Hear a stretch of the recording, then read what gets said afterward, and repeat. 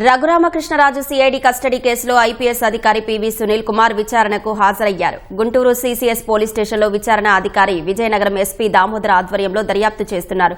మరింత సమాచారం మా ప్రతినిధి వీరాంజనేయులు ప్రత్యక్ష ప్రసారం ద్వారా అందిస్తారు.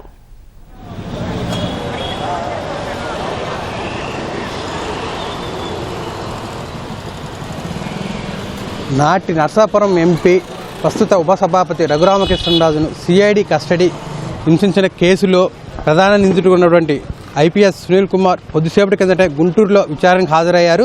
గుంటూరులో ఉన్నటువంటి సీసీఎస్ పోలీస్ స్టేషన్లో విచారణాధికారి దామోదర్ ఆధ్వర్యంలో విచారణ అయితే కొనసాగుతూ ఉంది. ఈ కేసులో ప్రధానంగా A1 నిందితుడు ఉన్నటువంటి ఐపీఎస్ అధికారి సునీల్ కుమార్ విచారణకు హాజరు కావాలని గతంలోనే నోటీసులు ఇచ్చారు. అయితే తను ఈ నెల 4వ తారీఖున విచారణకు హాజరు కావాల్సి ఉండగా తన ఆరోగ్య పరిస్థితి సరిగ్గా లేదని, అదేవిధంగా కుటుంబపరమైన ఇబ్బందులు ఉన్నాయని నేను విచారణకు హాజరు కాలేదని చెప్పి కూడా అధికారులకు స్పష్టం చేశారు. ఈ నేపథ్యంలో మరోమారు నోటీసు ఇచ్చిన అధికారులు ఈరోజు విచారణకు హాజరు కావాలని నోటీసులు ఇవ్వడంతో ఈరోజు కొద్దిసేపటి కింద ఇందాక 10 గంటల 40 నిమిషాల ప్రాంతంలో ఐపీఎస్ అధికారి సునీల్ కుమార్ మన పోలీస్ స్టేషన్కి హాజరు వచ్చారు. ప్రస్తుతం విజయనగరం ఐపీఎస్ ఎస్పీకి ఉన్నటువంటి దామోదర్ ఈ యొక్క కేసు విచారిస్తున్నారు. ఈ కేసులో ప్రధానంగా 5 నిందితులు ఉండగా ప్రధాన నిందితుడు A1గా సునీల్ కుమార్ ఉన్నారు. అదేవిధంగా రెండవ నిందితుడిగా సీతారామాంజనేయులు, మూడో నిందితుడిగా మాజీ సీఎం జగన్, అదేవిధంగా 4వ నిందితుడిగా సిఐడి ఏఎస్ అయినటువంటి విజయపాల్, 5వ నిందితురాలుగా ప్రధానంగా జీజీహెచ్ మాజీ సూపరింటెండెంట్ ప్రభావతి గారు ఉన్నారు. అయితే ఈ కేసుకు సంబంధించి ఇప్పటికే ప్రధానంగా విజయపాల్ను, అదేవిధంగా జీజీహెచ్ సూపరింటెండెంట్ మాజీ సూపరింటెండెంట్ ప్రభావతిని పోలీసులు విచారించడం జరిగింది. అదేవిధంగా విజయపాల్ని అరెస్ట్ చేయడం కూడా జరిగింది. ఈ నేపథ్యంలో ప్రధాన నిందితుడిగా ఉన్నటువంటి సునీల్ కుమార్ను ఎప్పటి నుంచో విచారించాలని చెప్పి విచారణ అధికారులు అయితే ప్రయత్నాలు చేస్తున్నారు. అందులో భాగంగానే సునీల్ కుమార్కు గత నెల 26వ తారీఖునే నోటీసులు ఇవ్వడం జరిగింది విచారించాలని చెప్పేసి. అయితే అది ఇప్పుడు తన యొక్క రిక్వెస్ట్ మేరకు, సునీల్ కుమార్ రిక్వెస్ట్ మేరకు ఈ విచారణ కొంతకాలం వాయిదా పడింది. ఎట్టకేలకు ఈరోజు సునీల్ కుమార్ అయితే మన గుంటూరులో ఉన్నటువంటి సీసీఎస్ పోలీస్ స్టేషన్కి వచ్చారు.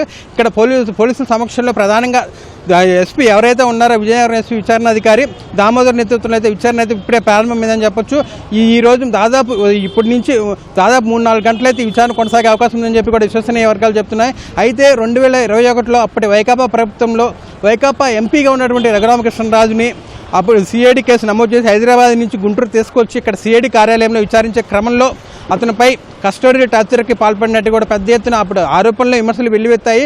అతన్ని నడవలేని పరిస్థితిలో రఘురామకృష్ణరాజుని తీవ్రంగా గాయపడుతున్న పరిస్థితి. అయితే ఈ కేసుకు సంబంధించి అతను కస్టడీలో ఎలాంటి హింసకి గురి కాలేదని, అతని మీద అతన్ని ఎలాగే ఇబ్బంది పడలేదని చెప్పేసి కూడా అది సూపరింటెండెంట్ నివేదిక ఇవ్వాలని చెప్పి కూడా పెద్ద స్థాయిలో సునీల్ కుమార్ ఒత్తిడి తీసుకొచ్చినట్టు కూడా అప్పట్లో బలంగా ఆరోపణలు వినిపించాయి. అదేవిధంగా ఈ కేసుకు సంబంధించి ఆ అంశంపై ఇప్పటికే ప్రభావితం అయితే ఇప్పటికే 2 సార్లు అయితే అధికారులు విచారించారు. ఎటు చూసినప్పటికి కూడా ఈ సునీల్ కుమార్కి ఈ యొక్క కేసులో ప్రధానంగా రఘురామకృష్ణరాజు కేసు సిఐడి కేసులో అయితే తీవ్రంగా అధికారులు ఒత్తిడి తీసుకొచ్చి అతన్ని రఘురామకృష్ణరాజుని హింసించే విధంగా కూడా పాల్పడ్డారనేది అయితే పెద్ద ఎత్తున ఇప్పటికే పోలీసులు విచారణాధికారులు అయితే కొంతమేరకు ఆధారాలు అయితే సేకరించారు. అయితే ఈ యొక్క విచారణకు సంబంధించి మరింత సమాచారం సునీల్ కుమార్ నుంచి రాబట్టేందుకు, అదేవిధంగా సునీల్ కుమార్ రఘురామకృష్ణరాజు కేసులో అంత ప్రత్యేక శ్రద్ధ తీసుకొని అతని మీద పెద్ద స్థాయిలో అతను హింసించే విధంగా అతని మీద ఒత్తిడి తీసుకొచ్చి అతన్ని హింస పెట్టే విధంగా అధికారులు సిబ్బంది మీద ఒత్తిడి తేవడానికి కారణం ఏంటి, అతనికి వెనక ఎవరున్నారు, అతన్ని ఆ విధంగా ఎవరు ప్రోత్సహించారు, అతను రఘురామకృష్ణరాజు టార్చర్ పెట్టాలని చెప్పి ఎవరైనా ఆదేశాలు జారీ చేశారా, లేకపోతే అనుక్షణం అంటే ఆ కస్టడీలో ఉన్నంతసేపు కూడా రఘురామకృష్ణరాజు ఎన్ని రకాలుగా ఇబ్బంది పెట్టాలో అన్ని రకాలుగా ఇబ్బంది పెట్టారని చెప్పి కూడా రఘురామకృష్ణరాజు అనేక పర్యాయాలు తన మీడియా ముందు కావచ్చు, అధికారులకు కావచ్చు కూడా ఫిర్యాదులో కూడా స్పష్టం చేశారు. తను తీవ్రంగా ఇబ్బంది పెట్టారు, సిఐడి అధికారులు అయితే నానా రకాలుగా హింసించారని కూడా చెప్పి రఘురామకృష్ణరాజు ఫిర్యాదు చేసిన పరిస్థితి అయితే ఉంది. ఈ నేపథ్యంలోనే అసలు ఆ రోజు కస్టడీ టార్చర్కి సంబంధించి ఆ స్థాయిలో రఘురామకృష్ణరాజు మీద దాడి చేయడానికి కావచ్చు, అతన్ని ఇబ్బంది పెడతానికి గల కారణాలు ఏంటి, దీని వెనక సునీల్ కుమార్ హస్తం ఎంత మేరకు ఉంది, అతను ఎందుకు ఆ విధంగా చేశాడు, దీని వెనక ఇంకా అప్పటి ప్రభుత్వంలో పెద్దలు ఎవరైనా ఉన్నారా అన్న కోణంలో అయితే పోలీసులు అయితే విచారించేందుకు కూడా అన్ని రకాలుగా సిద్ధమయ్యారు. అదేవిధంగా ఇక్కడ చూసినట్టు సీసీఎస్ పోలీస్ స్టేషన్లో ఎలాంటి అవాంఛనీయ సంఘటనలు కావచ్చు, ఎలాంటి ఇబ్బందులు కలగకుండా అదేవిధంగా విచారణ సక్రమంగా జరిగే విధంగా పూర్తి స్థాయిలో అన్ని బందోబస్తు ఏర్పాట్లు చేశారు. లోపల విచారణ రూమ్లో కూడా సీసీ కెమెరాలు అన్నీ ఏర్పాటు చేసి ఎటువంటి అంటే ఎలాంటి ఆరోపణలకు ఆస్కారం లేకుండా, ఎలాంటి విమర్శలు రాకుండా విచారణాధికారులు అయితే పూర్తి స్థాయిలో అన్ని ఏర్పాట్లు చేశారు. పకడ్బందీగా విచారణ అయితే కొనసాగుతుంది.